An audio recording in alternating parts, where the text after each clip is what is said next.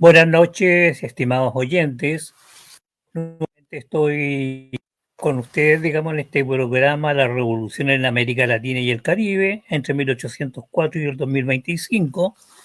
Y hoy día estamos en el cuarto ya capítulo referente a lo que van a ser las revoluciones no burguesas en América Latina ya entre 1810 y 1820, creo que ya.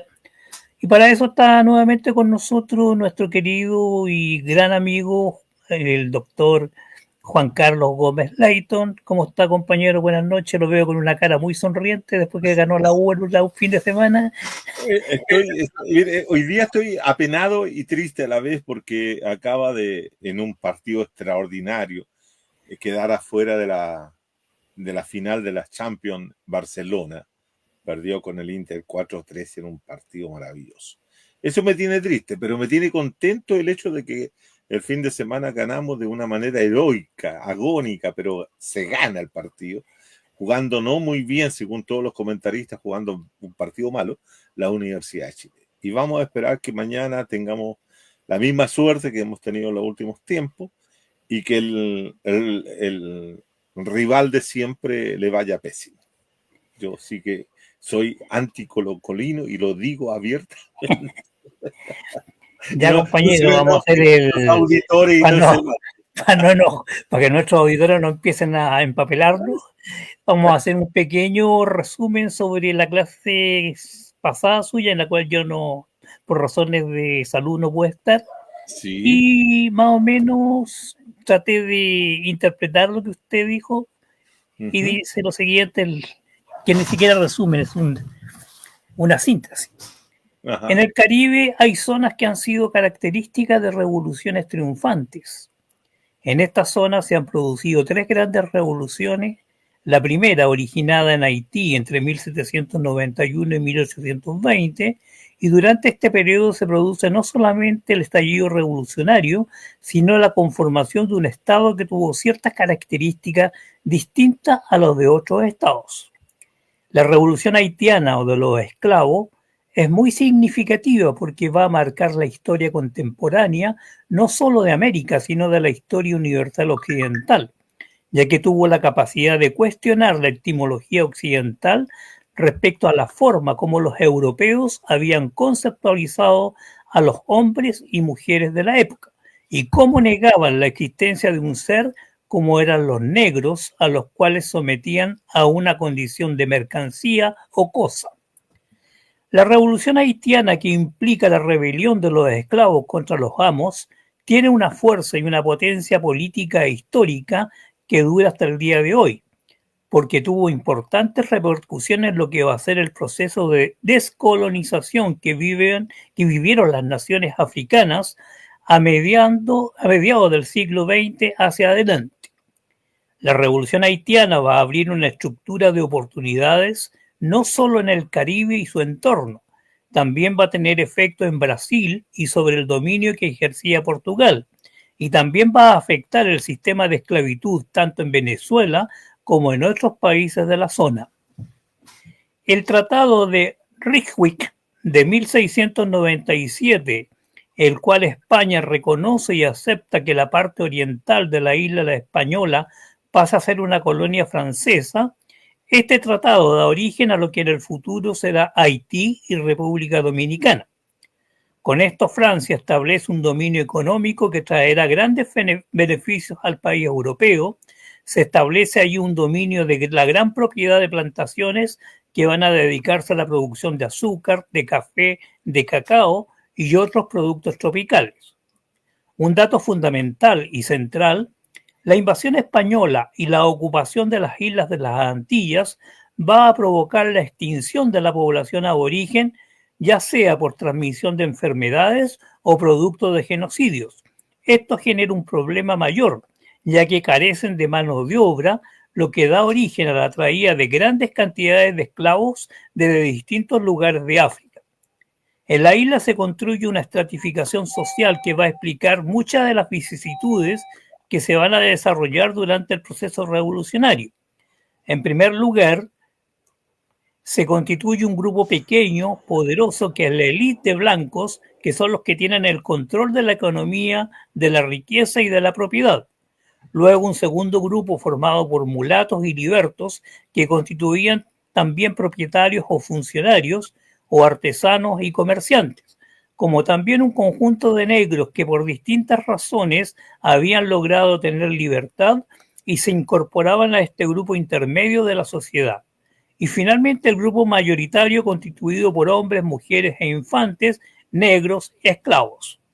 Otro elemento significativo es que hay testimonio de los blancos poderosos, de los dueños de los ingenios, y en la cual planteaban que no era posible que los negros se rebelaran, porque sostenían, según ellos, que los negros no estaban hechos para ser libres, ya que según sus planteamientos eran incapaces de rebelarse. Previo a 1791, la primera fase de la revolución no es de los esclavos, sino de la élite blanca que ve en la coyuntura de la Revolución Francesa la idea de independencia de la metrópoli para constituir un Estado independiente francés, esclavista y racista. Para esto forman una alianza entre blancos, mulatos y libertos, todos propietarios, pero cuando mulatos y libertos se dan cuenta que los blancos no van a cumplir sus planteamientos, se sienten traicionados y se rebelan contra ellos, formando una alianza con los grupos negros de esclavos. En la segunda fase surgen algunos líderes significativos, uno de ellos Toussaint Louverture, considerado como el padre de la patria. La primera república negra elimina la propiedad privada de la tierra y declara que todas las propiedades pertenecen al Estado y declara que todos los hombres son libres. Hasta ahí llegué con mi resumen, compañero. Muy bueno. Muy bueno, bien detallado y claro. Eso es lo mejor de todo, que resume en cierta forma los elementos centrales de lo que fue esta principal revolución, la primera revolución, que no solamente es de los esclavos, sino que es la primera revolución de los sectores subordinados del mundo y que es triunfante. Nunca debemos olvidar aquello. Antes que la revolución bolchevique, la revolución proletaria del siglo XX, en 1917, en Rusia, antes de esa revolución establecida o señalada por la teoría política crítica y especialmente del marxismo, de que era la clase proletaria, los trabajadores, los obreros, ¿cierto? Iban a rebelarse, los que se rebelan y constituyen el primer Estado negro son los esclavos de Haití. Ellos tenían una consigna que era libertad o muerte. No era patria o muerte, sino que era libertad o muerte. Y obviamente que durante los 30 años aproximadamente que dura el proceso de independencia, el proceso de emancipación, el proceso de liberación de lo que era Santo Domingo, transformado en Haití, esos elementos fueron fundamentales. Y aquí es interesante porque nos va a servir como introducción a la clase de hoy, que señalar que hay tres niveles en la lucha política que van a desarrollar, la lucha política, social, ¿cierto? Que van a desarrollar los negros haitianos. La primera, la lucha por la emancipación, es decir, abandonar la dominación colonial. Por lo tanto, en ese sentido, esa revolución es anticolonial. Es la primera revolución, la segunda, diríamos, revolución anticolonial. La primera revolución colonial en América fue la de 1776, la de las 13 colonias de Norteamérica, estadounidense. Por lo tanto, era una revolución anticolonial. Pero al mismo tiempo era una revolución que era contra la dominación interna de la colonia, de lo que era Santo Domingo, que era, ¿cierto?, la dominación de los blancos. Por lo tanto, era no solo una lucha racial, sino también la expresión de una lucha de clase, porque eran los que no tenían ninguna cosa, es decir, aquellos que no eran propietarios de nada, contra aquellos que tenían todo y tenían todas las propiedades, que eran los blancos poderosos, que bien decía nuestro amigo José. Y por lo tanto, en ese sentido, era una expresión de lucha de clase. Y por lo tanto, ese es un segundo nivel. Y en tercer nivel es una decisión de un grupo de negros que tenían cierta formación, que tenían cierto pensamiento, que habían adquirido, ya sea por la influencia de los negros libertos que venían desde Estados Unidos, como también de las diversas influencias del pensamiento francés liberal, especialmente de aquellos grupos que se organizaban en torno a lo que eran las sociedades de amigos de los negros, que planteaban, ¿cierto?, la necesidad de configurar y de conformar lo que era un Estado propio. Y siguiendo esa misma línea, ¿cierto?, se entiende de que los negros que logran su libertad en el 1 de enero de 1804, también se van a dar aquel instrumento típico de estos procesos de comienzo del siglo XIX, que son constituciones políticas. Y eso lo toman, ya sea pues bajo la influencia de los estadounidenses o bajo la influencia europea, de darse una organización política moderna a través de un documento, de un planteo, ¿cierto?, donde se establecen y se consagran los distintos derechos de los sujetos. En ese sentido, la sociedad que emerge, la sociedad haitiana que emerge, es una sociedad que se enmarca dentro de la modernidad. Y hay otro elemento que es necesario también resaltar.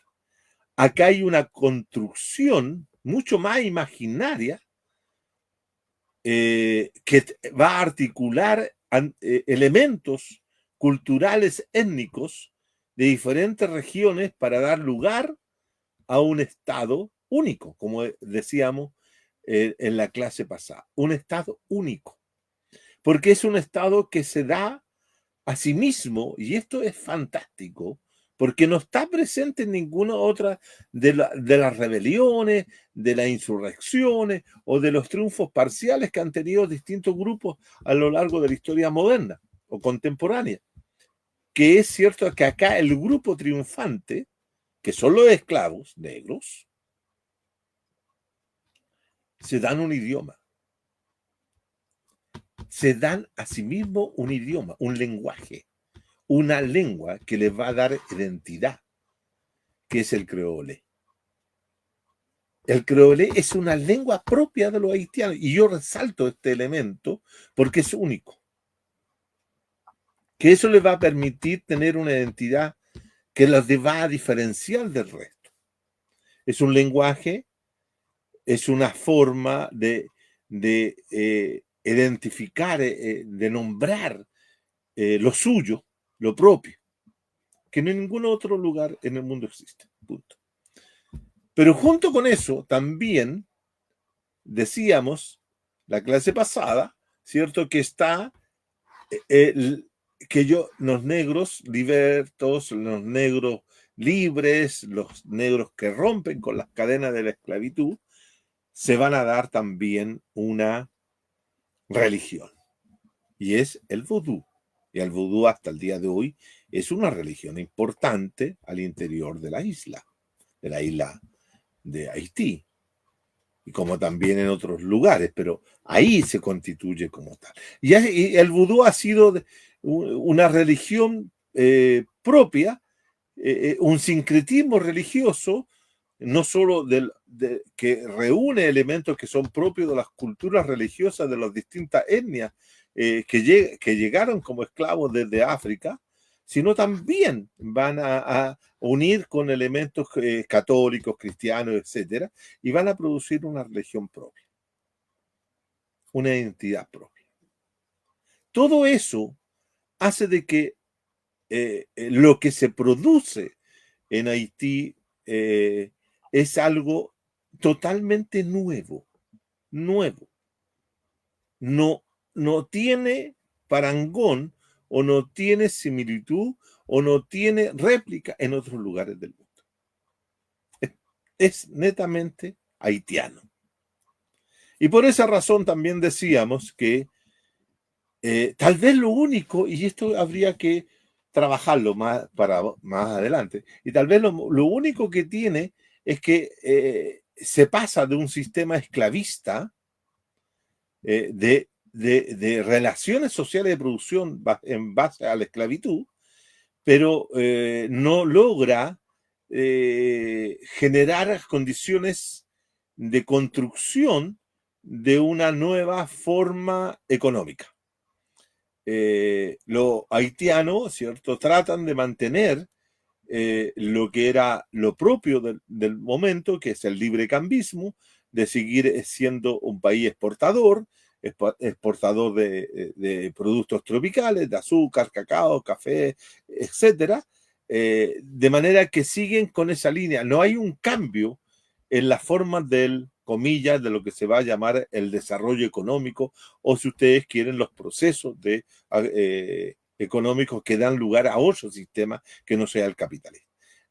Haití hasta el día de hoy sigue siendo un país atrasado desde el punto de vista capitalista, golpeado por una serie de situaciones, como decíamos, del castigo que le propinan los países centrales, la deuda que persigue a Haití durante muchos años, hasta los años 50 del siglo XX, la pobreza, etcétera, etcétera, etcétera. Todo eso tiene que ver porque el país, ¿cierto?, también fue saqueado, dejado en la miseria, porque muchos de los blancos huyeron, se llevaron, los descapitalizaron y por lo tanto tampoco tuvieron la posibilidad los haitianos de establecer un proceso de acumulación propio de ellos, ¿cierto?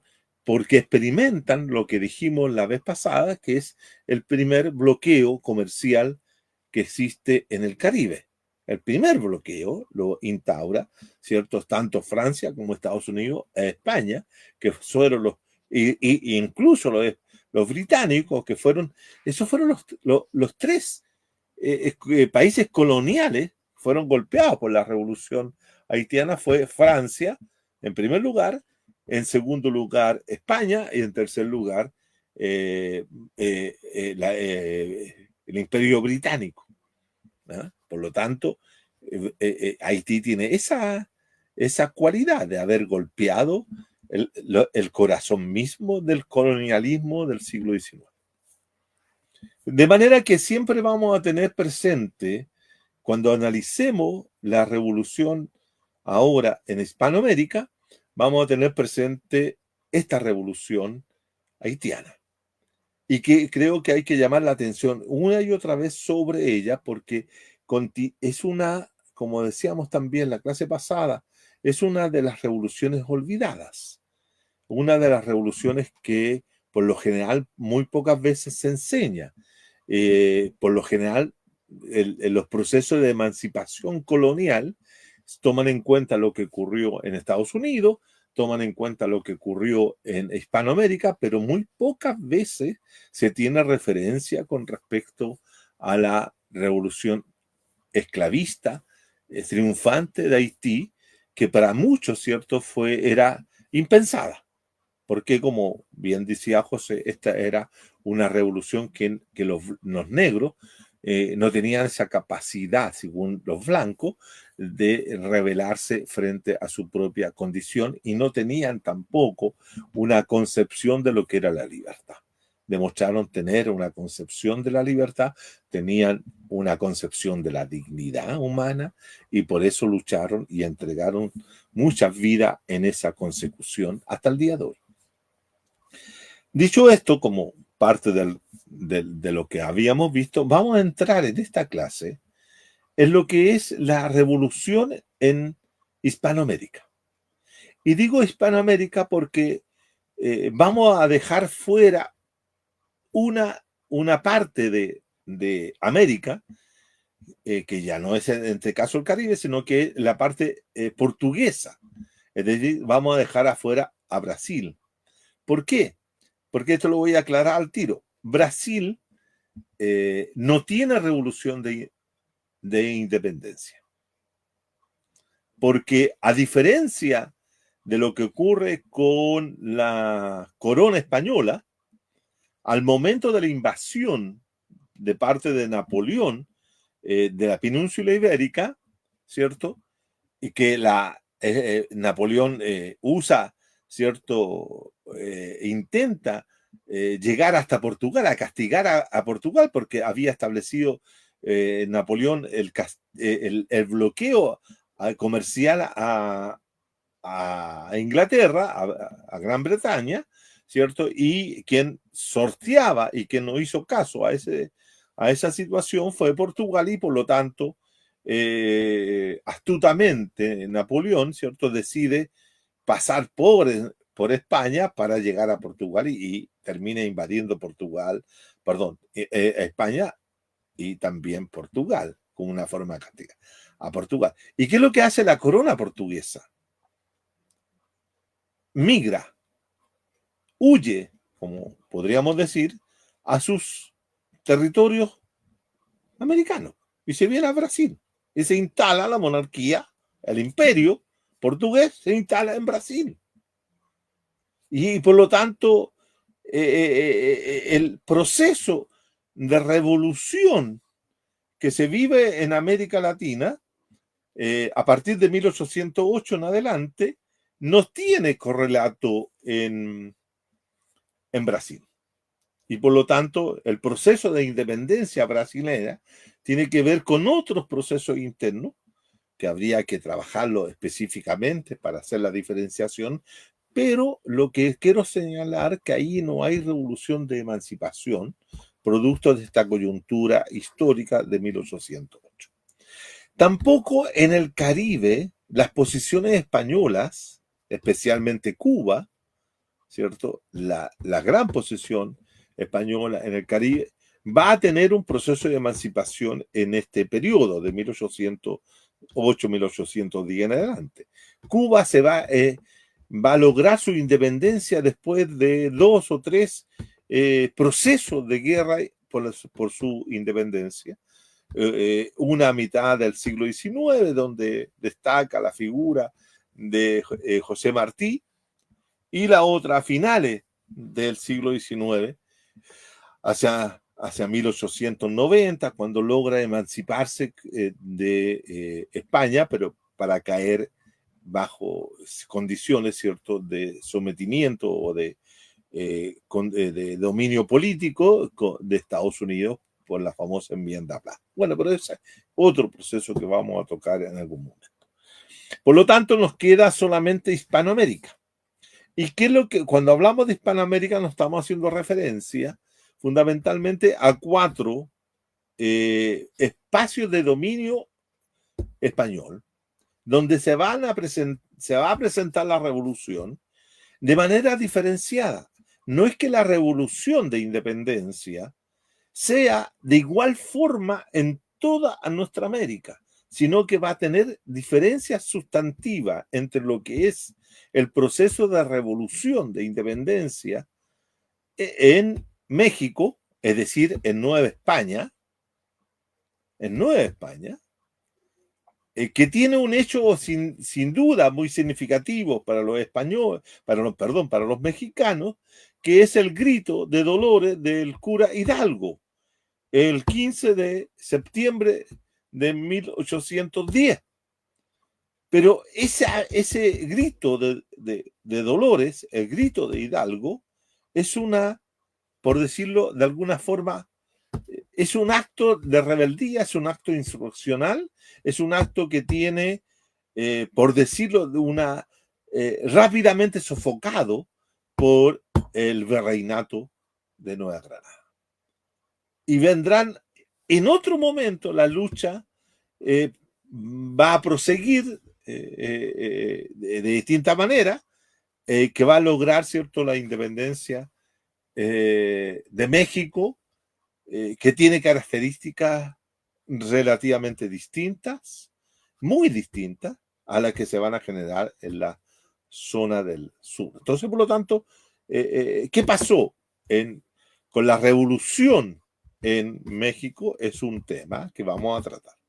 En segundo lugar, nos interesa destacar hechos que tienen que ver con el virreinato de Nueva Granada. Y cuando me refiero al virreinato de Nueva Granada, estoy hablando ya de la zona sudamericana, de América del Sur y especialmente de la zona andina, donde se ubica fundamentalmente Venezuela y Colombia, y la Gran Colombia, donde el virreinato de Nueva Granada tenía su capital en Bogotá, capital virreinal.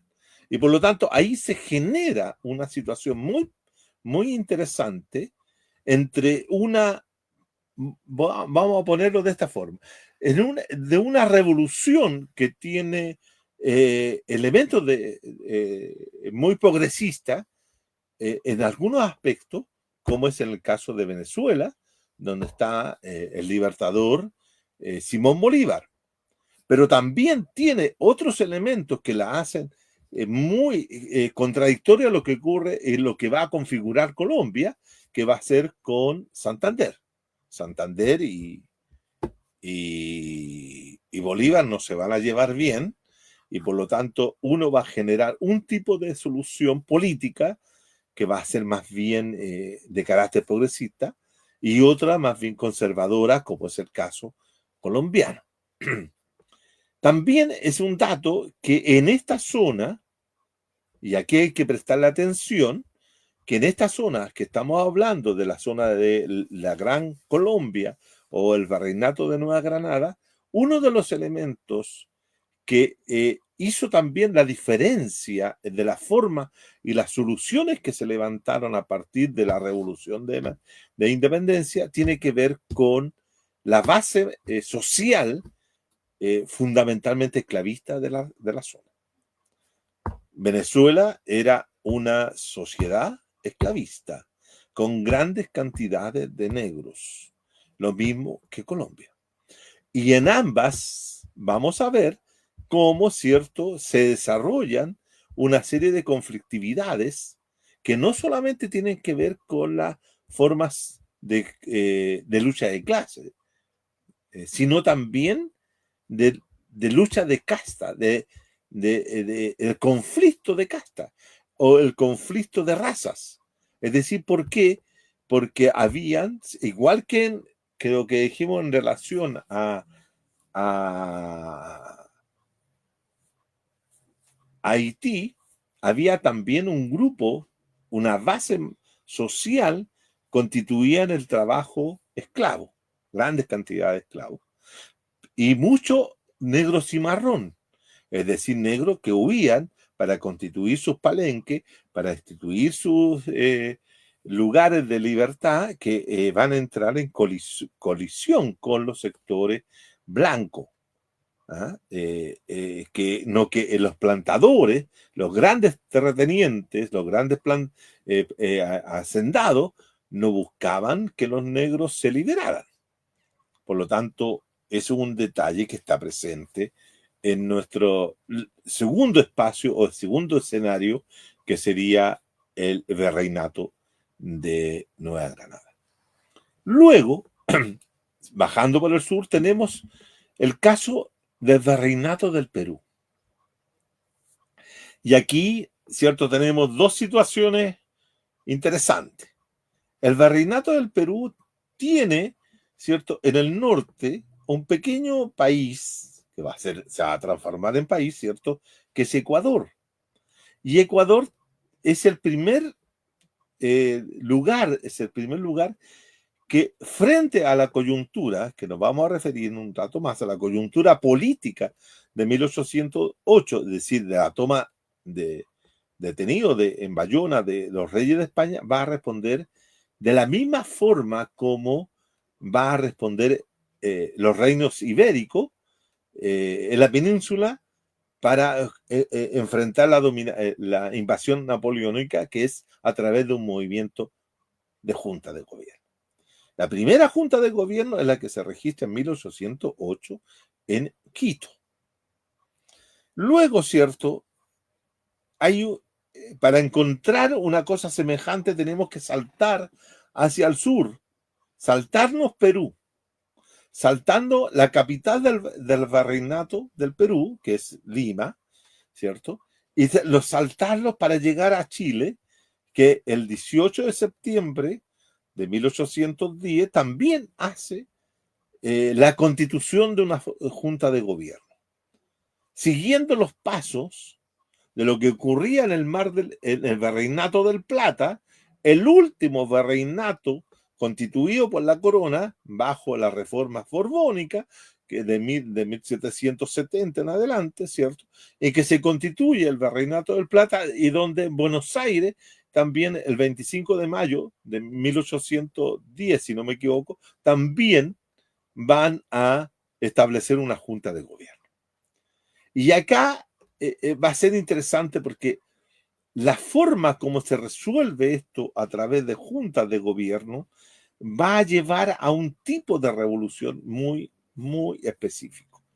Y por lo tanto, tenemos ahí el caso chileno, pero también me interesa hacer referencia al caso peruano, porque el caso peruano, a su vez, es muy significativo y muy parecido al caso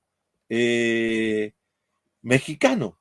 Y si tuviéramos que decir que hay revoluciones de emancipación o revoluciones de independencia progresista, como sería el caso de Venezuela, o como sería el caso más híbrido, si ustedes quieren, liberal, conservador, una mezcla rara, en el caso tanto chileno como argentino, ¿cierto? Perú y México representarían lo que algunos historiadores, algunos estudiosos del tema han señalado que son revoluciones de emancipación de carácter conservador. Vamos a explicar aquello. Pero me interesa también resaltar dentro de este mapa que estoy realizando lo que ocurre en uno de los países que yo creo que nunca se le ha dado la importancia y nunca se le ha puesto en un análisis comparativo, si ustedes quieren, para resaltar sus cualidades en relación a las formas como se resolvieron los distintos problemas políticos que generó la revolución de independencia, que es el caso paraguayo. Paraguay tiene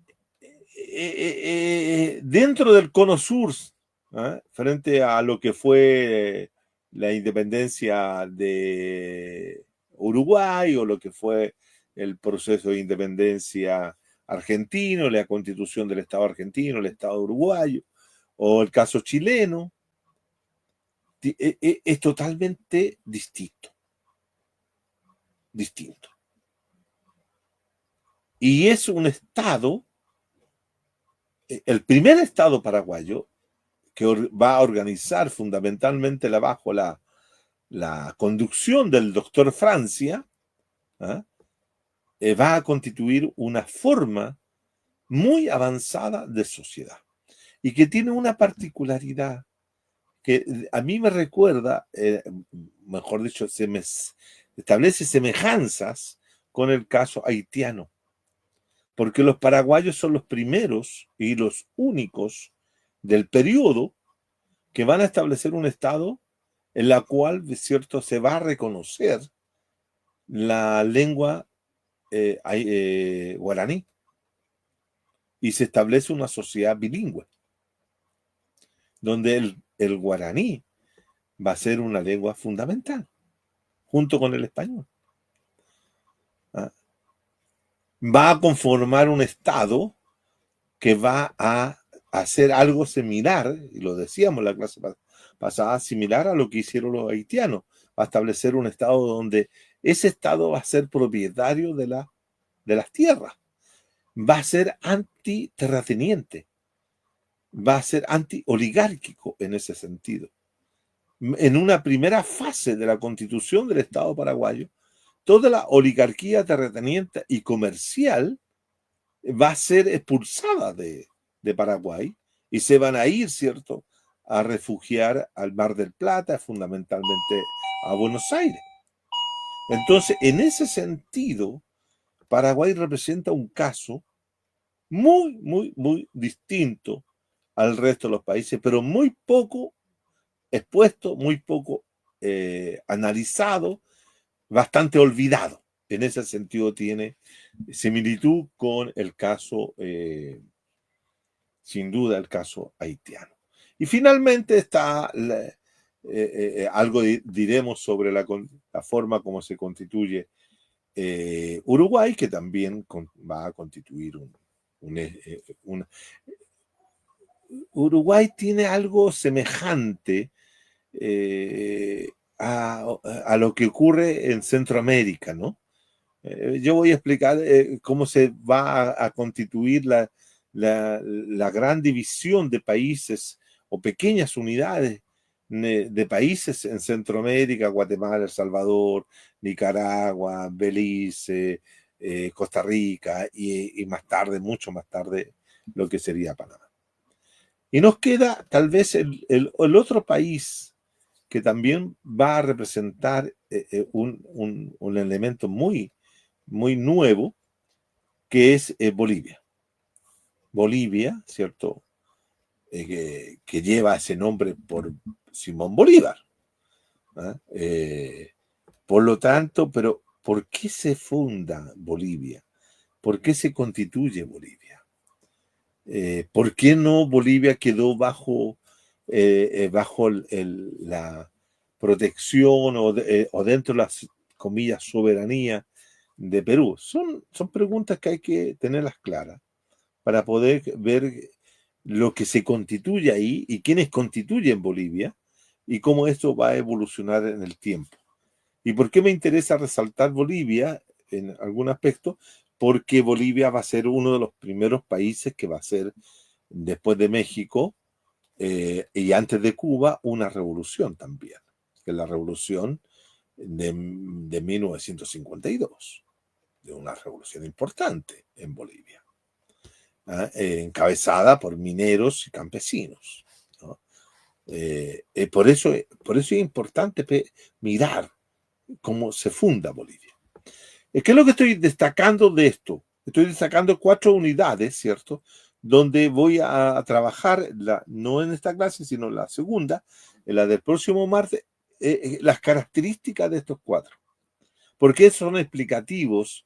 Y sobre todo, fíjense por qué quiero destacar México, porque México tiene una revolución, la revolución de 1910. ¿Por qué quiero destacar Bolivia? Porque tiene una revolución, la de 1952. Bueno, Cuba la voy a revisar porque tiene una revolución en 1959. Me interesa Chile porque tiene un intento revolucionario fallido, que es, ¿cierto?, la que se inicia con Salvador Allende en 1970.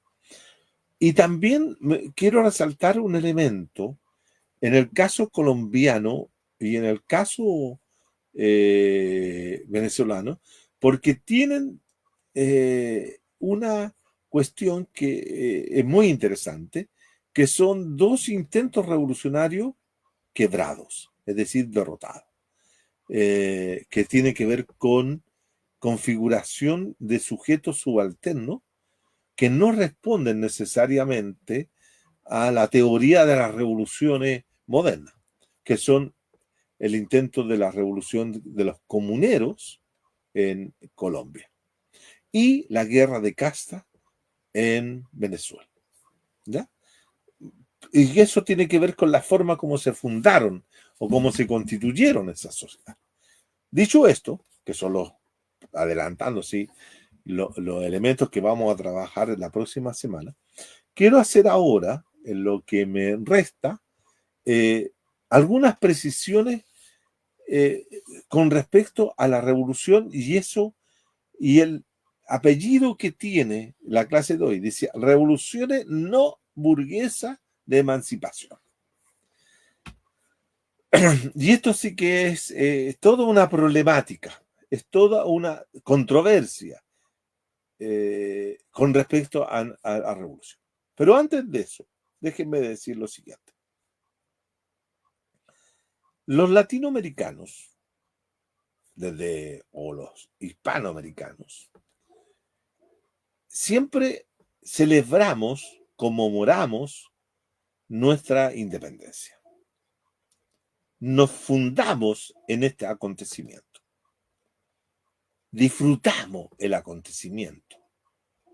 Es el lugar donde identitariamente nos encontramos, tanto los mexicanos, los colombianos, los venezolanos, todos tenemos nuestro día de independencia, nuestra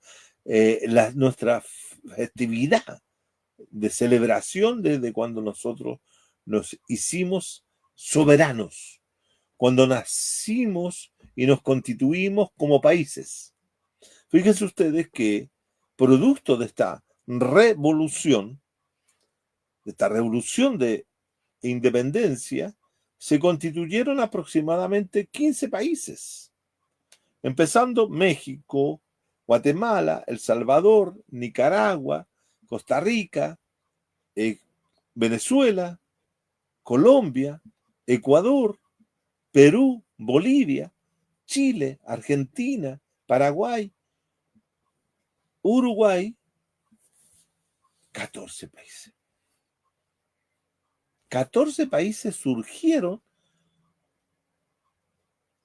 de este proceso de emancipación, de esta revolución de independencia, con distintas características, pero finalmente el hecho fundante fue una revolución que dio lugar nada menos que a la constitución de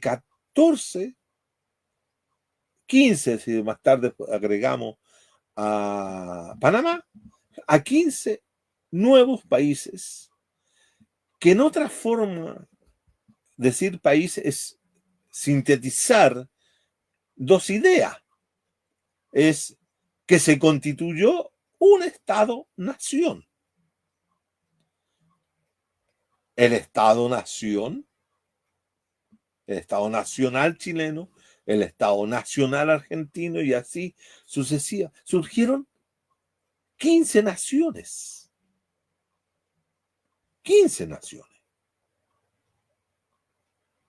Pero que a diferencia, por ejemplo, de los haitianos, estos todos tenían un mismo idioma, todos tenían una lengua que los unificaba desde México hasta la Tierra del Fuego, que era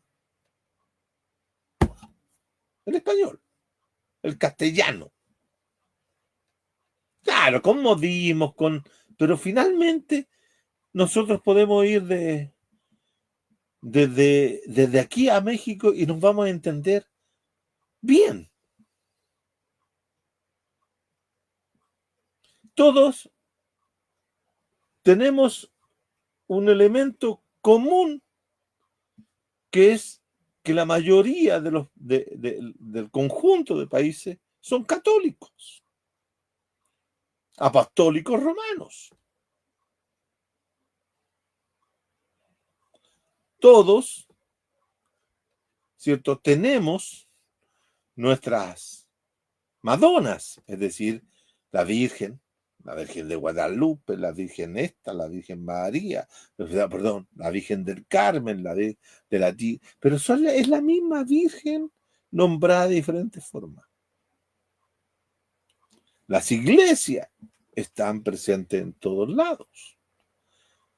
¿Me entiendes? Tenemos elementos comunes, pero nos dividimos a través de lo que son las diferencias locales. Constituimos la nación a partir de elementos locales.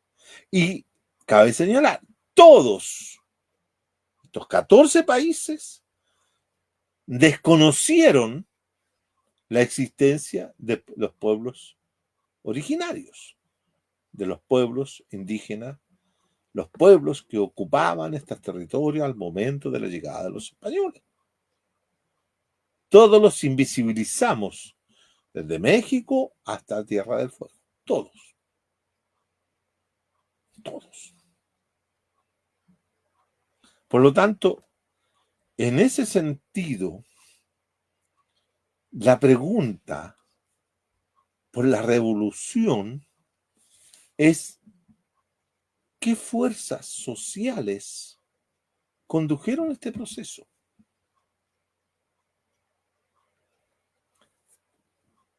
Muchos historiadores han sostenido de que este proceso constituye o es parte del ciclo de las revoluciones burguesas. De las revoluciones burguesas del siglo XVII, siglo XVIII, siglo XIX. Es decir, desde la revolución de 1640 en Inglaterra, a 1776 en Estados Unidos, o la de 1789 en Francia, e incluso algunos dicen hasta las revoluciones liberales de 1848. Ese es el ciclo de revoluciones burguesas, que es ese ciclo, quien le puso que eran revoluciones burguesas, recordemos, en 1847, fue nuestro amigo Carlos Marx. Y toda la historiografía marxista, e incluso no marxista, reconocieron que esos procesos de cambio que se daban tanto en la costa atlántica de ambos lados, ¿cierto?, del Gran Charco, eran revoluciones burguesas. Pero la pregunta, estimados y estimadas, no es tanto si hubo revolución, porque estoy partiendo de la base de que hubo revolución. La cuestionamiento que yo quiero introducir en esta cuestión es la existencia o no de la burguesía. ¿Existían burgueses en nuestra América al momento de producirse la coyuntura política de 1808-1810? ¿Fue la burguesía latinoamericana o hispanoamericana una burguesía formada dentro del espacio de dominio colonial español en los distintos escenarios que hemos nombrado, las que vieron en la dominación española un obstáculo, un freno a un proceso de cambio que estaban realizando a través de cambios materiales en el proceso económico, en el proceso político o en el proceso cultural? Y que por lo tanto ese grupo decidió por sí mismo, ¿cierto?, organizarse, constituirse en un actor político, tomar la dirección política de la historia hacia el lugar que ellos los querían llevar. ¿Existió esa burguesía? Esa es la pregunta. Y esto no es una pregunta banal. En la historia nunca hay preguntas banales. Es decir, cuando yo me pregunto por la existencia de la burguesía, es porque estoy planteándome que el actor principal de la modernidad, en esta primera fase de la modernidad, es la burguesía, la que es capaz de destruir, de construir, transformar, modificar, alterar todas aquellas cosas sólidamente establecidas, como decía Marx. Y por lo tanto, esa burguesía se levanta en contra un orden social, político y cultural existente y busca transformarlo radicalmente. Esa burguesía que estuvo presente en América Latina. ¿Por qué lo digo? Porque si yo quiero hacer un análisis comparativo con la revolución haitiana, el sujeto fundamental de la revolución haitiana son un grupo de hombres, ¿cierto?, que buscaban por todos los mecanismos posibles, en una coyuntura y en un momento, en una estructura de oportunidad, la libertad total de sí mismos. Porque ellos querían ser libres. Querían constituirse en hombres, mujeres libres y constituir su propia historia. Cuando en 1640 Cromwell y los suyos se levantan para establecer los derechos de los ciudadanos frente a la corona inglesa, también estaban luchando frente a los obstáculos que la aristocracia terrateniente feudal de la época les imponía. Cuando se levantan los colonos con mentalidad burguesa, ¿ah?, en Estados Unidos, también era un grupo que tenía claro que lo que querían construir. Lo mismo los burgueses en Francia. Pero la pregunta histórica, política, fundamental para entender lo que somos es: había un grupo de hombres y mujeres que tenía claridad en esa situación de querer tomar el poder en América Latina para construir una sociedad radicalmente distinta a la existente. Y ahí está el problema. Ese es un problema fundamental. Entonces, antes de contestar ese problema, digamos lo siguiente. También se reconoce, hay dos tendencias dentro de la historiografía latinoamericana para explicar o para poder entender las revoluciones de emancipación o de independencia. Están aquellos que sostienen especialmente la perspectiva marxista, la historiografía marxista, que uno encuentra representantes en diferentes lugares de América, que sostiene que la independencia se logra porque hay un proceso de contradicciones interna en cada formación social y que llega el momento que bajo cierta coyuntura explota o estalla o se hace evidente, se evidencia, se vuelve manifiesta, estaba en estado latente o estaba en proceso de fermentación y estalla, y por lo tanto es producto del crecimiento de las contradicciones. Había una sociedad que tenía procesos de contradicción. Y eso lleva a la independencia. Esa es una tesis. Hay otra tesis que sostiene más bien, mire, parece ser que esto fue, para decirlo de alguna manera, algo muy accidental.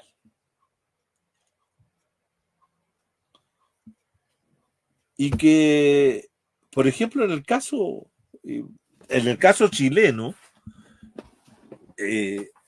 dos historiadores, conservadores ambos, por cierto, plantearon esta idea de que la independencia fue un hecho accidental.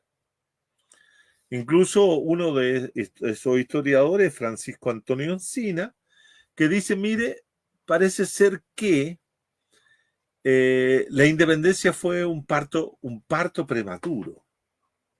Es decir, poniéndolo bajo esa metáfora de que que se adelantó, que no habían elementos de madurez suficiente, histórica, como era Encina, ¿cierto?, sociopolítica o psicológica, para que se produjera un evento como esa naturaleza.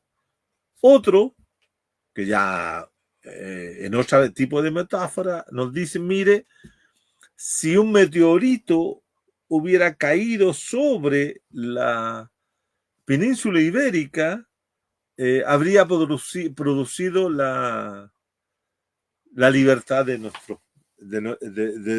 las colonias, de los dominios españoles, porque habría desaparecido la monarquía. Y de esa naturaleza, dice Alberto Edwards, en La Fronda Aristocrática, ¿cierto?, que es un libro que ha influido muchas de las concepciones de los historiadores y de la de las generaciones que han estudiado este fenómeno, ¿cierto?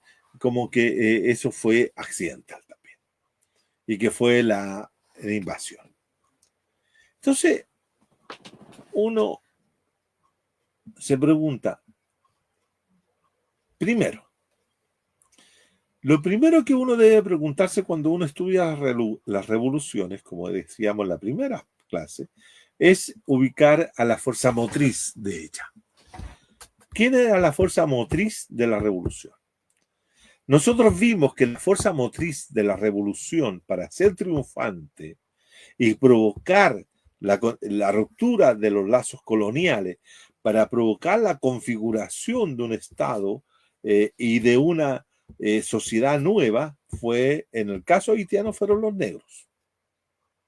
Un negro. Eso es la fuerza motriz que a partir de 1791 tiene la revolución. Y que no solamente, ¿cierto?, se logra cuando ese grupo triunfa. Lo mismo ocurre con la 1776. Es decir, solamente la revolución de independencia de Estados Unidos logra constituirse y consolidarse cuando los colonos, ¿cierto?, yanquis, por decirlo de esta forma, triunfan y logran derrotar y expulsar a los británicos de esos dominios y establecer, ¿cierto?, su primer gobierno con George Washington. Entonces, ahí está la fuerza.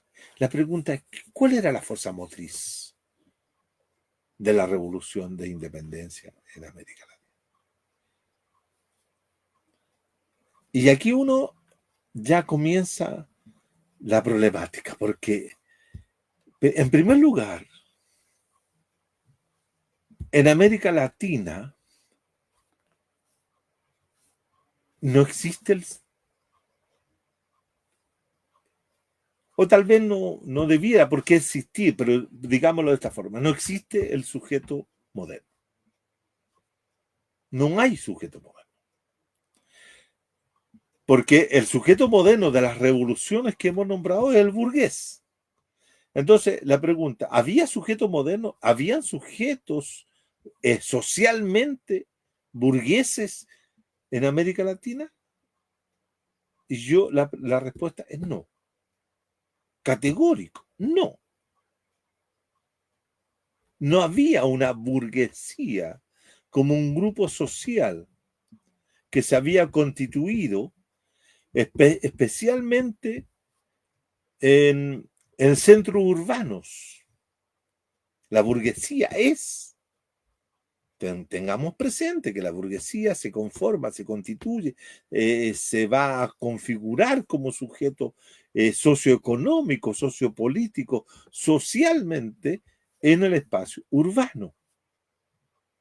Urbano, ciudades.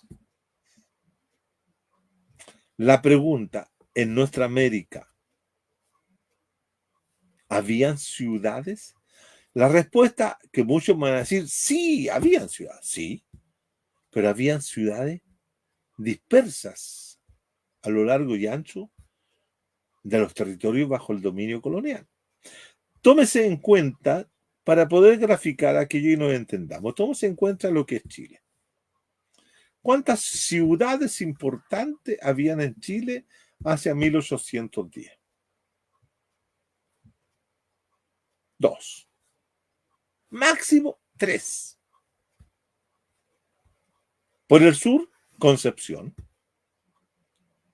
que era una ciudad militar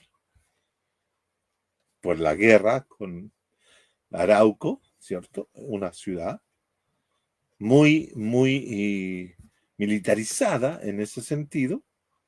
Santiago y La Serena. La Serena como espacio de conexión con el virreinato del Perú. Y no había más ciudades. Ciudades, centros urbanos. No había.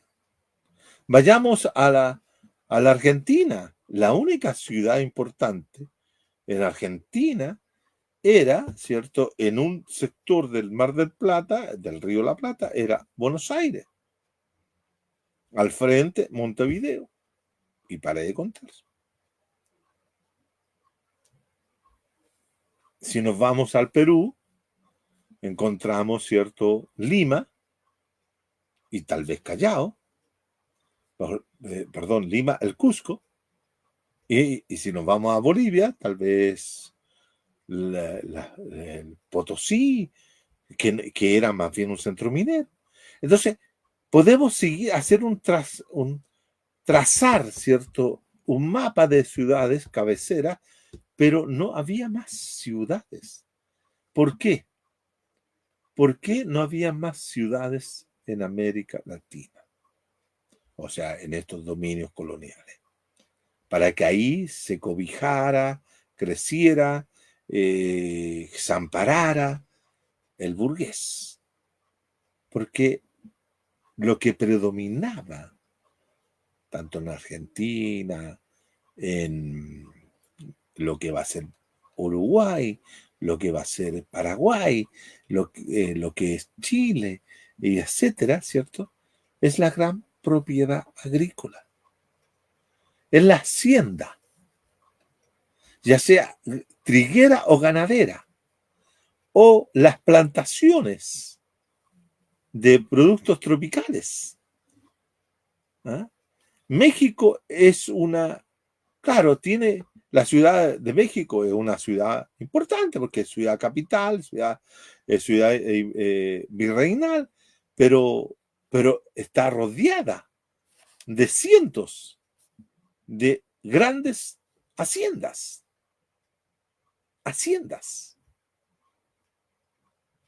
que Enrique Flores Cano y otros han mostrado cómo se configura la gran propiedad en México. Centroamérica es grandes plantaciones a cargo de familias, ¿ah? Familias poderosas. ¿Ah?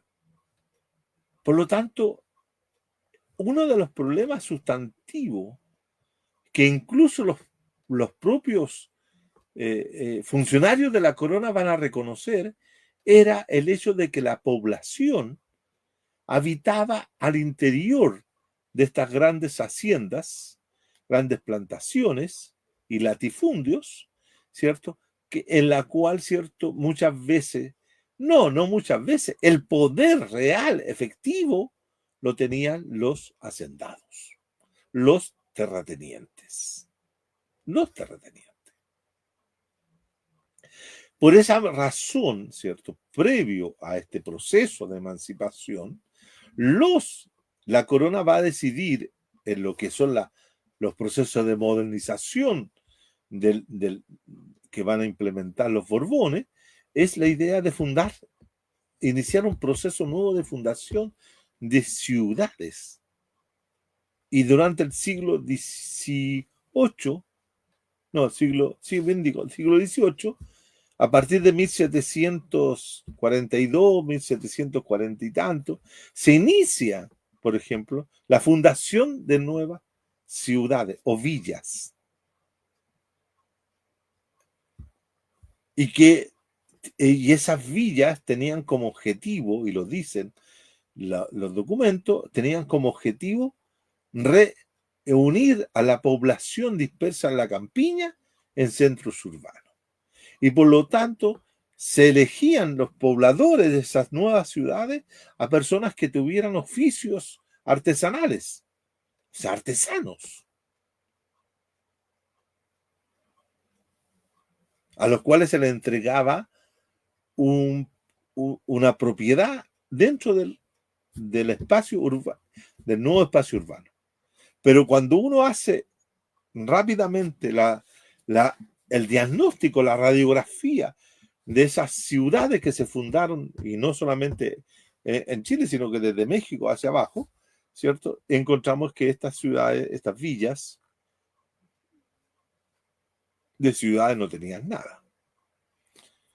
Eran pequeñas aldeas, villorrios, despoblados, sin comercio, sin gente, porque no lograban, y esto le interesa, las ciudades no lograban cortar, quebrar el circuito interno de la economía hacendal. Eso no se logra. Y por lo tanto no hay un sujeto moderno que donde emerge el burgués, que es las ciudades. Tampoco hay una mano de obra independiente de las labores agrícolas, sino que hay masas de peones y campesinos, labradores, gañanes, peón gañán, etcétera, que era la mano de obra existente en los espacios, pero no radicaba necesariamente en el espacio urbano, sino que fundamentalmente lo hacía en el espacio hacendal. Entonces, quien tenía el dominio de todos los procesos, tanto culturales, económicos, sociales, el dominio y el control de hombres y mujeres, era una pequeña élite de hacendados poderosos terratenientes, plantadores, latifundistas, esclavistas en distintos lugares de América Latina. Ese era la pirámide. Yo he realizado estudios para el siglo XVIII, para el caso chileno, y la gran propiedad, los grandes hacendados, ¿cierto?, se concentraban aproximadamente en un 2 o 3%, máximo, pónganle ustedes 7%, de sujetos que tenían el control de la propiedad total de la sociedad chilena, desde el despoblado de Atacama hasta la ribera norte del Bío. 7%. Después venía una capa pequeña de funcionarios, de artesanos, de profesiones liberales, pero era una pequeña que fundamentalmente residían en Santiago, Concepción o La Serena. Y después venía una masa enorme de hombres que trabajaban la tierra, ya sea como labradores, ya sea como peones gañanes, peones, sirvientes y esclavos, que era una pequeña porción. Y eso constituía aproximadamente el 70% de la población. Pero ese 70% de la población no vivía al interior de las ciudades que se fundaron durante el siglo XVIII, sino más bien vivían en las haciendas, como dice Óscar Castro, en las haciendas del Señor. Ahí vivía esa gente. Ya se había constituido el inclinaje. Existía el peón gañán. Existía una población flotante, vagabunda, que se dedicaba a la delincuencia, que eran los hombres a caballo, que eran, como digo, vagabundos, que era una población flotante, que tanto podía estar en el norte como en el sur, haciendo distintas faenas, ya contratándose como peón afuerino, etcétera. Pero era una población que no vivía en ninguna ciudad. Esto creo que es importante señalarlo, porque por ahí existen algunas peregrinas ideas de que ahí que la soberanía popular se cultivó y se desarrolló al interior de las ciudades. Por favor, primero hay que demostrar que existen las ciudades. Yo tengo la impresión que si bien es cierto pudo haber comunidad, en esos sectores era la comunidad del forajido, del tipo que que se une para hacer fechoría, que tiene una identidad, que tiene un código, que tiene una serie de elementos identitarios que le permiten movilizarse y reconocerse a lo largo y ancho. Y esta civilización a caballo, que habla David Viña y otros, ¿cierto? La encontramos en México, la encontramos en Venezuela, con el llanero, la encontramos en Argentina con el gaucho, la encontramos en Chile con el guaso, con el peón, pero eran hombres a caballo. Y es muy interesante esta idea de hombres a caballo, libres, que recorrían. Y después tenemos todos los que están metidos en el encierro. Y el encierro no es la ciudad, el encierro es la hacienda. Entonces, se dan cuenta que es interesante porque estos tendrían que haberse rebelado ellos contra el dominio, primero hacendal y luego colonial. Pero no ocurrió aquello. Lo que ocurre es que, aprovechando la coyuntura de 1808, la invasión de España por Napoleón, el apresamiento de los reyes de España, Fernando VII y Carlos IV, ¿cierto? Y se trasladó a Bayona en 1808, se produce lo que se denomina en política una acefalía monárquica. Es decir, el trono queda acéfalo. Y la pregunta que se hicieron los españoles, tanto de España como los españoles peninsulares avecindados en América, como incluso los criollos bien conformados, bien preparados, se preguntaron, bueno, ¿a quién obedecemos si el rey no está? Es una pregunta básica. Entonces la respuesta que dieron los españoles peninsulares, es decir, los españoles en España, para decirlo fácilmente, fue, bueno, si mientras el rey no está, démonos, conformemos juntas de gobierno que vamos a gobernar a nombre del rey. Y comenzó un movimiento juntista en toda España, y eso también se replicó en nuestra América.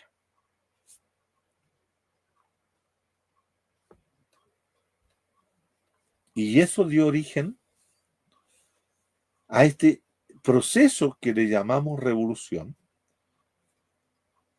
que es ¿qué es lo que es la revolución entonces acá? La revolución es el corte de lazos políticos con la metrópoli. Es decir, es una independencia fundamentalmente política, en la cual yo, después de una confrontación, porque hay una confrontación armada, que yo quiero defender lo conquistado, es decir, el gobierno propio de cada uno de estos lugares que hemos nombrado, ¿cierto? Y se constituye en una especie de defensa de una soberanía, efectivamente, de carácter local, que después va a ser una soberanía nacional, y por lo tanto yo defiendo eso y corto de lazos políticos con España, con la corona, y me declaro independiente. Esa es la revolución. Ese es el momento revolucionario. ¿Por qué? Porque esa es una modificación gigantesca, trascendente, de la estructura política que unía ya sea al Reino de Chile, como lo llamaba, la Capitanía General, lo que era Buenos Aires, lo que era Quito, etc. Cortes. Y para asegurar aquello, para que no se volviera a recomponer la dominación colonial, fue necesario, ¿cierto?, no solamente constituir ejércitos libertadores nacionales, sino que ejércitos libertadores, comillas, transnacionales. Y cuando digo transnacional estoy pensando en el Ejército Libertador, que va a organizar no solo O'Higgins, sino también San Martín, que va a plantearse si que no, si San Martín tenía muy claras las cosas, decía José San Martín, el libertador argentino. Decía, bueno, para poder asegurar nuestra libertad tenemos que asegurar la de Chile y Chile para poder asegurar la chilena y la Uruguay y la Argentina tenemos que ir sobre Perú.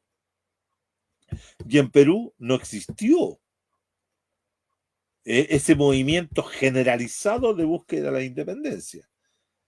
Si bien es cierto, no quiere decir que no hubo gente, criollos o peninsulares o peruanos, comillas, ¿cierto?, interesados en lograr la emancipación, pero no fue de un movimiento generalizado que buscó terminar con el virrey, sino simplemente fue la presencia no solo del ejército libertador de general San Martín, sino también la presencia del ejército del libertador Simón Bolívar para asegurar esa independencia.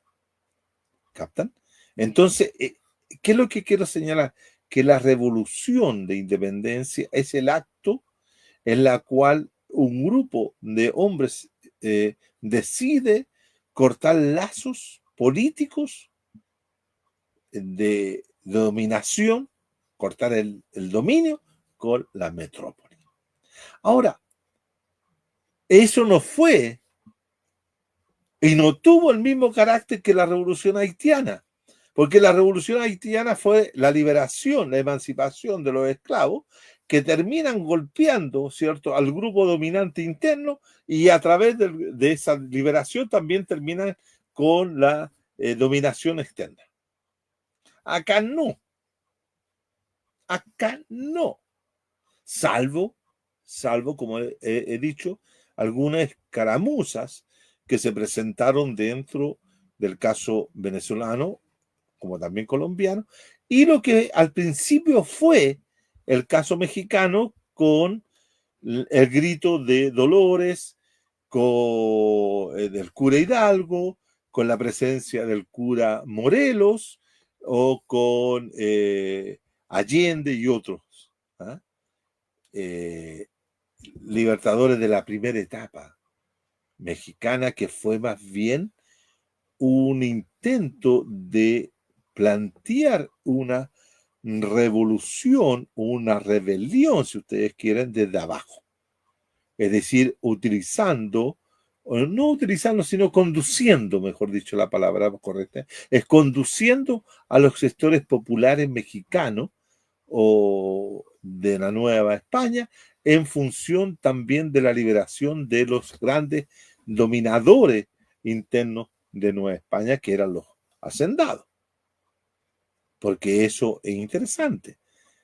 Es una rebelión. El grito de Dolores no es solamente contra los gachupines, es decir, no solamente contra los españoles, es contra el dominio de la gran propiedad y de los grandes hacendados.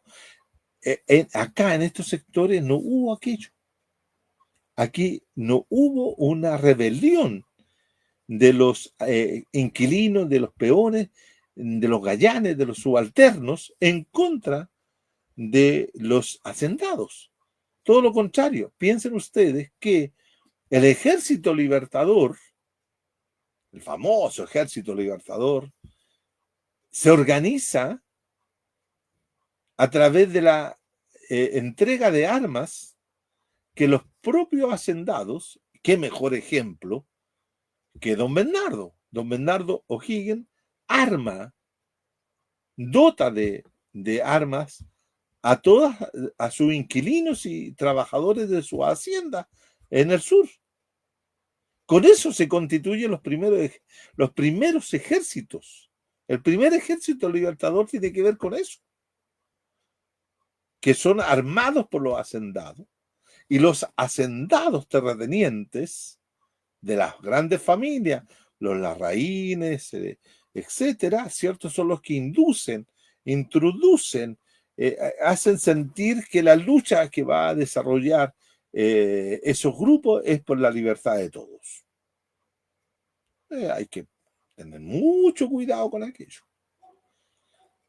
También tener mucho cuidado que en el Cabildo Abierto de 1810 no participa el pueblo, no participan los sectores populares,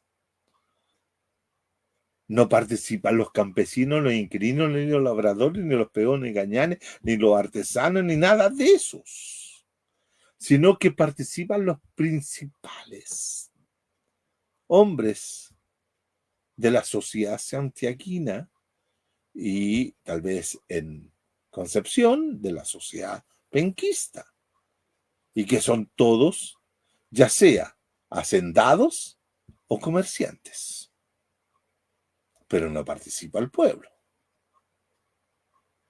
Cuando llega don José Miguel, hermoso como un clavel, dice Neruda, ¿cierto?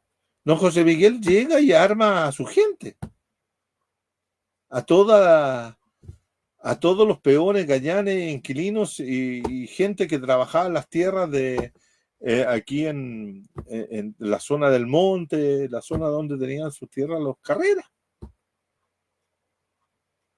Por lo tanto, no hay, digamos, un levantamiento popular por la independencia, sino que la independencia tiene que ver con objetivos que se van a trazar o se van a plantear las clases dominantes.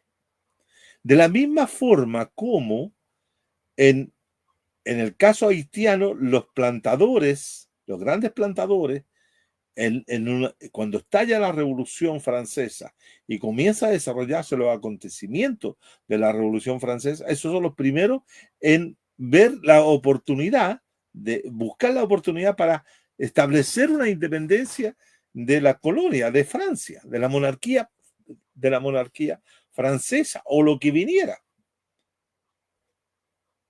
Y no estaban dispuestos, por ejemplo, de otorgar la libertad a los esclavos. Entonces, en ese sentido, lo que quiero precisar es que la revolución de independencia es el acto de declarar roto el dominio colonial. Es decir, nos declaramos independientes de España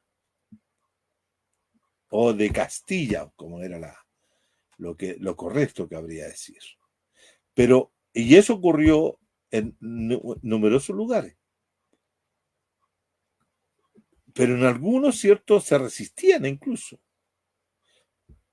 Y el otro elemento que se incorpora, ¿cierto?, ya en el transcurso del proceso, son la idea de establecer tres elementos fundamentales que ya a partir del momento de cortar lazos políticos. Uno, la construcción de Estado. Vamos a construir un Estado. Y ese Estado va a ser el Estado chileno, que después va a pasar a ser un Estado nacional, porque no solamente vamos a construir el Estado de Chile, sino que vamos a construir el Estado nacional chileno.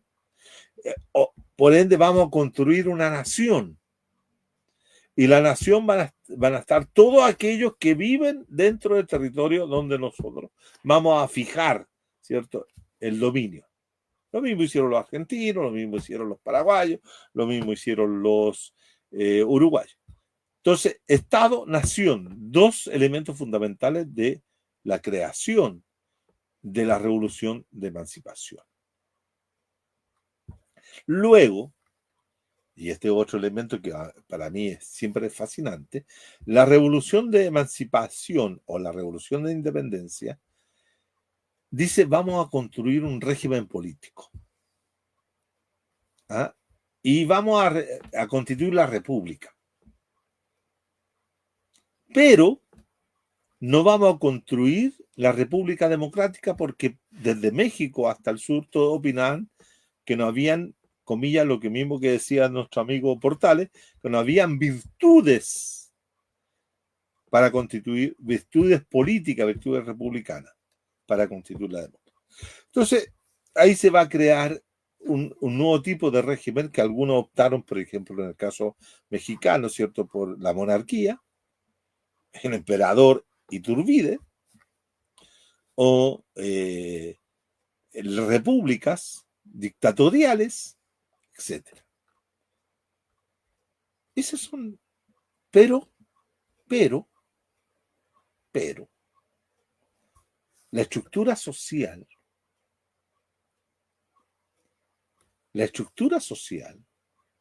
la estratificación social se va a mantener. No hay transformación. No hay un quiebre en ese sentido. No hay una ruptura en ese aspecto. No hay un cambio en la estructura del poder. Sí, hay un cambio en la estructura del poder en lo que significa la eliminación de toda la burocracia europea, española, que tiene que irse porque hay un proceso de, llamémoslo, un proceso de nacionalización del gobierno interno. Pero no hay un cambio en la estructura. Todo lo contrario, se inician procesos que algunos han llamado, por ejemplo, Marcelo Cavarossi denomina que hay un proceso de refeudalización, que es un concepto difícil, pero lo que quiere decir el concepto de refeudalización, que hay una reconstrucción, yo lo leo así, un proceso de reconstrucción del dominio hacendal en la sociedad latinoamericana post-independencia. Y por lo menos durante 30, 40 años del siglo XIX, que siguieron al año 20, al año 30 en algunos países, son 40 o medio siglo de recuperación del dominio hacendal. Y donde la clase fundamental que va a construir este Estado-nación, que es producto de esta revolución de independencia, es la clase terrateniente. No hay una burguesía. Es una clase terrateniente modernizada, en algunos casos que asume el liberalismo y en otros casos, cierto, que asume posiciones conservadoras, pero incorporando elementos de la modernidad en una situación híbrida, en una situación mixta, en una situación bastante barroca, diría Bolívar Echeverría, ¿no? En un barroquismo moderno, ¿no? Donde lo fundamental son, como dice bien Echeverría, Bolívar Echeverría, es un barroco con características abigarrada, pero blanca, pero blanco. ¿Eh? Son blancos. ¿Eh? No hay una ruptura, por ejemplo, con la dominación religiosa. No. No hay una ruptura. No hay ruptura en esta famosa revolución de emancipación. Dentro de este periodo no hay ruptura. No hay ruptura significativa en ese sentido. Claro, algunos dirán, mire, se rompió el consenso. No, pero hay una configuración de un orden que tiene una hibridez entre lo tradicional y lo moderno. Pero es el dominio de una forma de pensar la modernidad que tiene que ver con lo que yo he denominado, y desde México hasta el sur, la solución fisiocrática. Entonces ustedes se estarán preguntando qué es lo que es el fisiocratismo. Bueno, el fisiocratismo es una doctrina económica que surge a finales del siglo, a la mitad del siglo XVIII en Francia y que se hace presente al interior de la dinastía de los Borbones, tanto en España como en Francia primero y después en España, que plantea dos cosas bien interesantes que hasta el día de hoy uno la puede encontrar. En primer lugar, los fisiócratas ponen el acento del desarrollo económico en la agricultura, en el reforzamiento de los mecanismos de la dominación sobre la tierra y sobre la agricultura, aunque están dispuestos a incorporar una serie de elementos de tecnología para mejorar la productividad, etcétera, pero tienen una concepción de que quien produce la riqueza es la tierra. Y para eso necesitan otro elemento, que es el comercio. Ellos partían de la base de que había que tener libertad de comercio. Los fisiócratas son mercantilistas, librecambistas, pero su base de producción es el campo. La base de producción son las materias primas, pero no la industria. Elemento fundamental, no la industria. Pero al mismo tiempo que plantean la libertad comercial, la libertad económica, por eso son considerados por muchos estudiosos como precursores del liberalismo, también plantean otro elemento. Para ello es fundamental la centralización del poder. Ellos no son liberales en lo político. Todo lo contrario, son autoritarios y por lo tanto ellos plantean el dominio del Estado absolutista. Por eso apoyan a los reyes franceses como a los reyes españoles en esa línea. Entonces, la combinación aquí entre libertad económica y restricción política. Libertad, amplitud para el comercio, restricciones fundamentalmente para la participación política, restricción de aquello que se conoce como la soberanía popular. De esa forma se van a constituir las sociedades latinoamericanas a partir de esta revolución de emancipación. Por eso, la tesis también planteada por los marxistas, la historiografía marxista, a lo largo y ancho de estos últimos años, es también válida, de que la revolución de independencia fue una revolución trunca, fue una revolución a media, fue una revolución política, pero no social, no transformadora de los órdenes existentes. La tradición o el orden tradicional se mantuvo largo tiempo en América Latina. De ahí, estimado y estimado, que muchos de los pensadores de la revolución en el siglo XX planteaban de que era necesario llevar a cabo una revolución democrático-burguesa.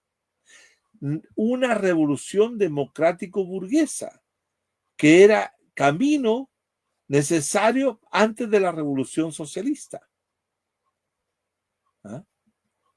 La revolución democrático-burguesa. El pensamiento ligado al Partido Comunista, tanto latinoamericano, desde México hasta el sur en Chile, pasando por todo, ¿cierto? Siempre tuvo esa concepción, la necesidad de una revolución democrático-burguesa, porque no se había experimentado la revolución democrático-burguesa o la revolución burguesa con la emancipación. Por eso, estimado y estimado, por eso podemos sostener claramente de que la revolución de independencia no la hizo ninguna burguesía, porque la burguesía, discúlpenme, no existía. O era tan embrionaria, tan inicial, que tampoco tenía la capacidad para hacerlo. Quien hizo la independencia fueron las clases dominantes, especialmente las alas progresistas de ella, que podríamos decir los terratenientes, especialmente de las generaciones jóvenes, tanto en toda la América Latina, donde uno de estos jóvenes, ¿cierto? Sin duda, hacendados como Higgins, hacendados como Carrera, etcétera, son ellos los que hacen la revolución. Y finalmente quien organiza el Estado son fundamentalmente terratenientes. La Sociedad Nacional de Agricultura, por ejemplo en Chile, que se organiza como la Sociedad de Amigos del País ya en el siglo XVIII, se transforma en la Sociedad Nacional de Agricultura en el siglo XIX, era los que proveían, los que de donde salían la mayoría de los diputados y senadores de la República. Un estudio de Gonzalo Izquierdo sobre este tema muestra que el 60 al 70% de miembros de la Sociedad Nacional de Agricultura llegaron a ser en su momento diputados y senadores de la República. Por lo tanto, lo que quiero decir que el hecho de que esta revolución de independencia fuera trunca o fuera inconclusa, tiene que ver que la conducción, la dirección que toma el proceso en adelante es esta clase, es la clase dominante local. En otras palabras, son las oligarquías terratenientes. Las que van a organizar el Estado moderno son las oligarquías terratenientes, que pueden ser liberales o conservadores, pero son oligarquías o terratenientes. Y las que van a plantear, ¿cierto?, una serie de elementos que van a configurar esa necesidad que muchas veces se ha planteado en América Latina, incluso hasta el día de hoy se escucha, de la necesidad de la segunda independencia, que no solamente tiene que ver con el nuevo pacto colonial que se establece como consecuencia de la salida del colonialaje español, sino que con las nuevas potencias o con el nuevo imperialismo o la nueva situación colonial que representaba Gran Bretaña, ¿cierto? El Imperio Británico en el siglo XIX, eso es parte de esta solución. Por lo tanto, esa es la revolución de independencia. Una revolución trunca, una revolución no hecha por burgueses, sino realizada por hombres que pertenecían a la clase dominante terrateniente, que no permiten transformaciones sociales y donde se levantaron grupos subalternos para romper con esa dominación. Vamos a ver cómo fueron solucionados con grandes masacres y muerte de mucha gente para poder disciplinar a los sectores que ellos mismos habían levantado para defender su necesidad de romper con la colonia. Por lo tanto, sí, la revolución de independencia fue anticolonial y fue nacional, porque quería establecer un régimen nacional. ¿Construyó Estado? Sí. ¿Construyó una nación? Sí. Construyó una soberanía nacional, pero no permitió el desarrollo de la soberanía popular. Todo lo expropió, como digo yo en mis trabajos, lo expropió. Despojó al sujeto popular de la soberanía que nunca estuvo dispuesto a dárselo, porque eso estuvo siempre controlado. Hay un elemento bien interesante. Los cabildos en Chile, como también en otros lugares, funcionaban muy poco.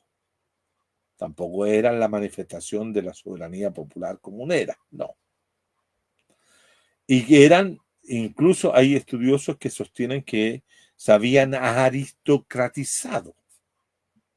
Es decir, solamente participaban esos sectores de la aristocracia colonial, la aristocracia terrateniente, los señores de la tierra, pero no los sectores populares. Los sectores populares desarrollaron otro tipo de comunidad, diría yo, en otro espacio, que no incidían directamente sobre los acontecimientos políticos, salvo cuando ellos querían hacerlo en distintos lugares. Eso lo vamos a revisar la próxima clase.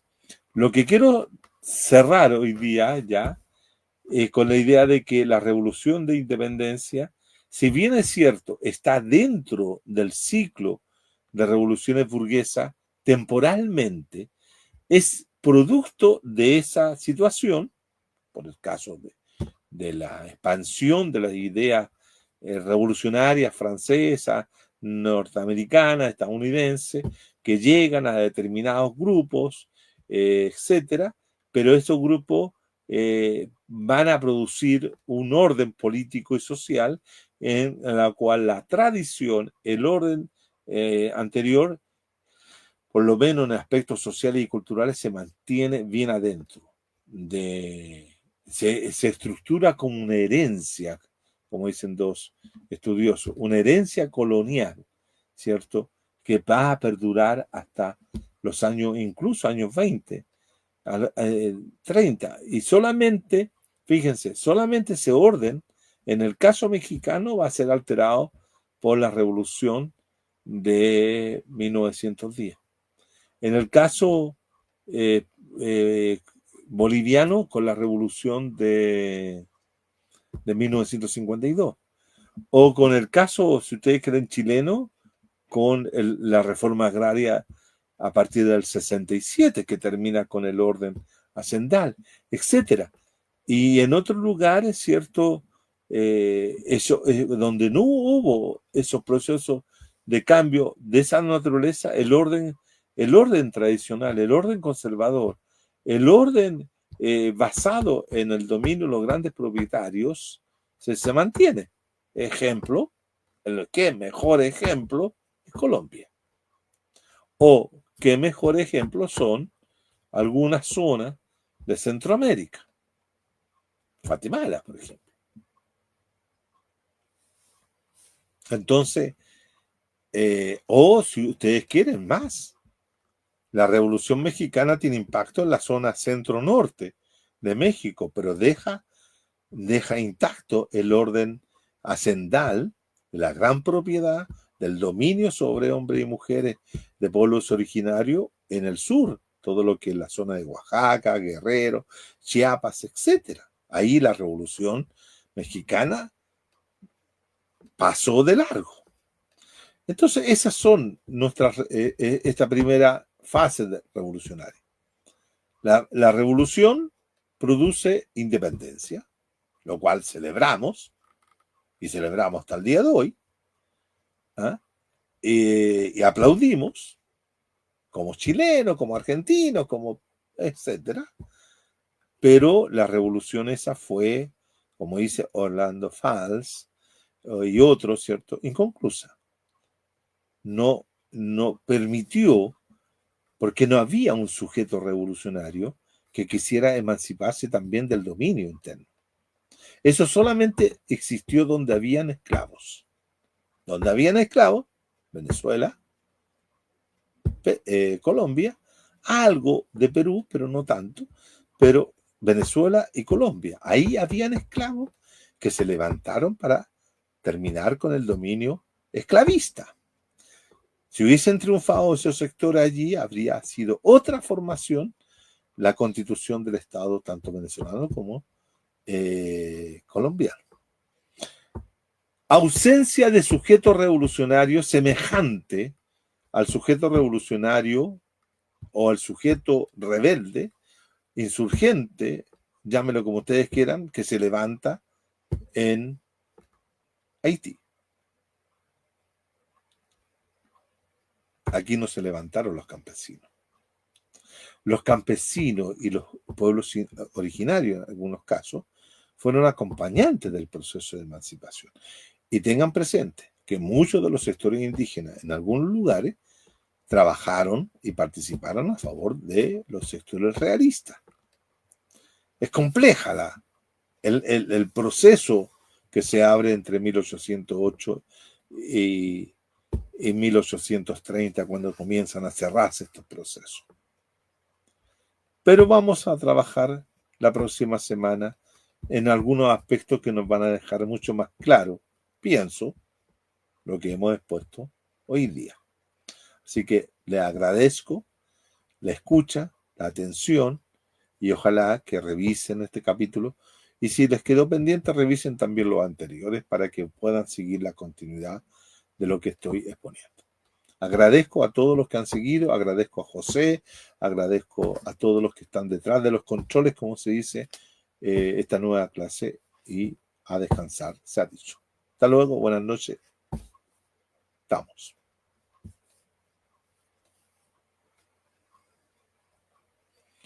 No lo escucho, compañero. Está muteado.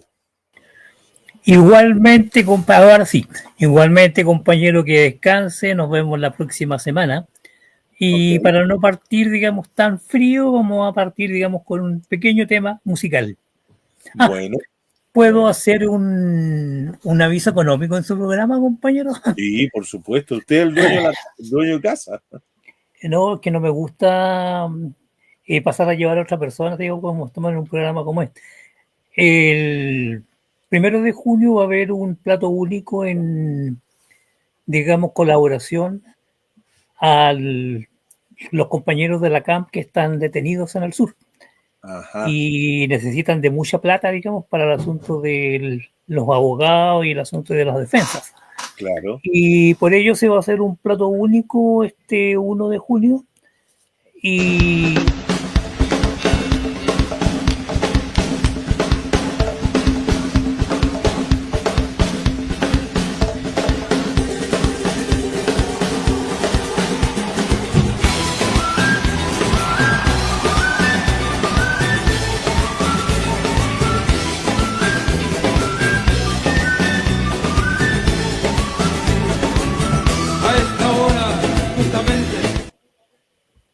bueno, como digo, va a ser en el sindicato de los marineros de Bahía en Blanco 71, así que los esperamos a todos y a todas, ¿ya? Compañeros, perfecto. Nos vemos el próximo... ¿Habrá un lugar donde uno podrá desde Santiago mandar una colaboración para los compañeros o comprar un Sí, compañero, está... A ver, lo voy a pasar al... Yo creí Mándamelo que estaba... por WhatsApp después para poder... De todas maneras, por si acaso, digamos, y otras personas... Ajá. Ahí estaría la dirección. Ya. Para hacerle una cooperación, aunque no me lo coma el plato, lo pueden regalar otra vez. ¿Vamos? Bueno, compañeros, nos vemos el próximo martes. Ojalá que mañana gane la U. Ahí ojalá. Está la venta, está. Gane la U y podamos, digamos, celebrar como corresponde este fin de semana. Y esta semana van a... El viernes además nos toca jugar con Recoleta. Sí. Me parece muy bien. Hasta luego. Ya, compañeros, nos vemos la próxima semana. Chao.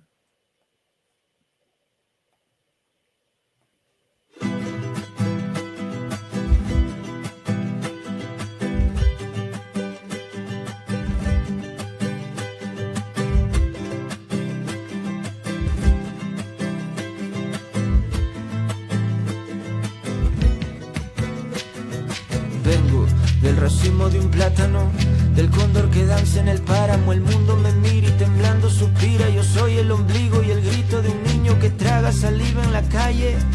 Vengo de una canchita de tierra en el valle. Vengo del cenepi machinaza. Vengo del indio que vio robar su casa. Vengo de las olas del Pacífico, de las islas que descubrió un científico. Vengo de aguantar conquistadores. Luché contra Yupanqui y los barbados saqueadores. Vengo de un montón de pescadores que jamás regresaron. Vengo de aguantarme tanta mierda cuando los restrepos se los llevaron. Vengo de los nevados, de los volcanes, del artesano, del emigrante. Vengo de un plato de tapao y un canelazo para andar abrigado. Vengo del pueblo que parió al faro y a una vasija de barro. Yo soy los pinceles de Guayasamín. Yo soy campesino y cultivo maíz. Ay, ay.